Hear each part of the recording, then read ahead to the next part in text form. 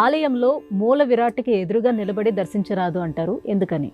ఆలయంలో ఎప్పుడూ కూడా ఆ మూల విరాట్ ఎవరైతే ఉన్నారో ఆ విరాట్ని మనం దర్శించరాదు. 2 కారణాలు ఉన్నాయి.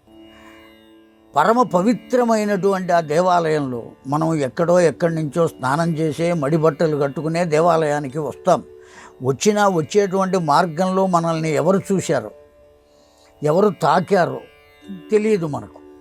అలా వచ్చేస్తాం, దేవాలయానికి వెళ్ళాలి అనేటువంటి సంరంభంలో వచ్చేస్తాం మనం. అందువల్ల ఎంతో కొంత అపవిత్రత ఈ శరీరానికి తగులుతుంది. రెండో విషయం, మానసికంగా అనేకములైన మలినాలు లోపల ఉంచుకుని వస్తాం మనం. ఆ కోరిక తీరాలి అనో, ఈ కోరిక తీరాలి అనో, ఈ దేవుడి దగ్గరికి వెడితే నా కోరిక తీరుతుందో లేదో అనో అనేక రకాలైనటువంటి మలినములు మనస్సులో ఉంటాయి. ఆ మలినాలతోనే దేవాలయానికి వెడతాం.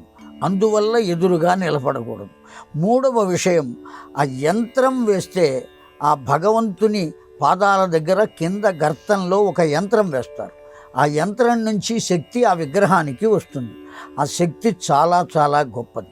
దాన్ని తట్టుకోగలిగినటువంటి దేహము, మానసిక స్థితి కొంతమందికి ఉండొచ్చు, కొంతమందికి ఉండకపోవచ్చు. మహానుభావులై తపశ్శాలురై నిత్యము అనుష్ఠానం చేసేటువంటి వాళ్ళు ఆ వచ్చేటువంటి శక్తిని తట్టుకోగలిగిన వాళ్ళు ఉంటారు, లేదా తట్టుకోలేని వాళ్ళు ఉంటారు.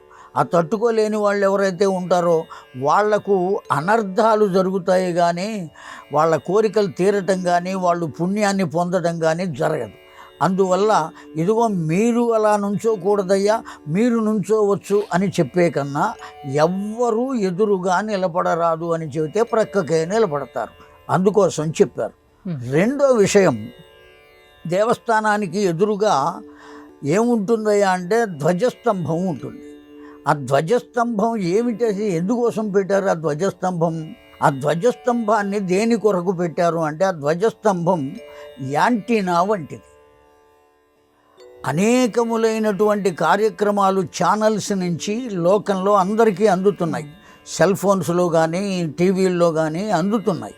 ఎట్లా అందుతున్నాయి?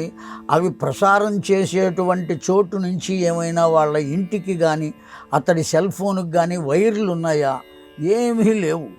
అవి ఎట్లా వస్తున్నాయి అంటే, ఆ తరంగాలు విశ్వాంతరాళంలోకి చేరుతాయి.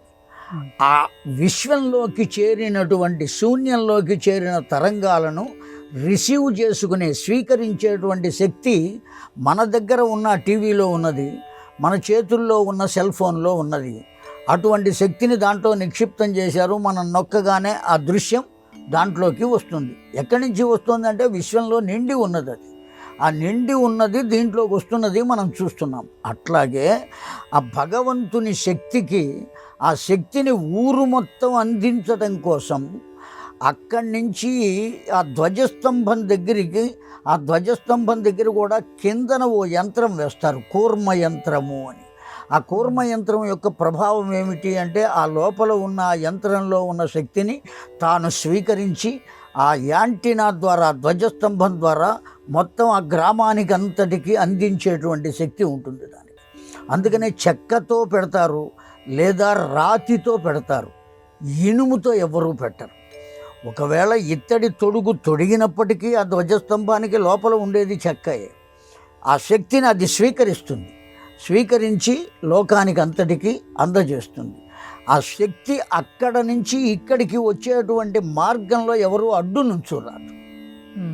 ఆ భగవంతుడి దగ్గర నుంచి డైరెక్ట్గా ఎదురుగా ఉంటుంది కదా ధ్వజస్తంభం. ఆ మధ్యలో భగవంతుడికి ఎదురుగా మనం నుంచుంటే ధ్వజస్తంభానికి భగవంతుడికి మధ్యలో ఉంటాం. ఆ శక్తి డైరెక్ట్గా ధ్వజస్తంభం యాంటీనా దగ్గరికి చేరుకునే అవకాశం ఉండదు.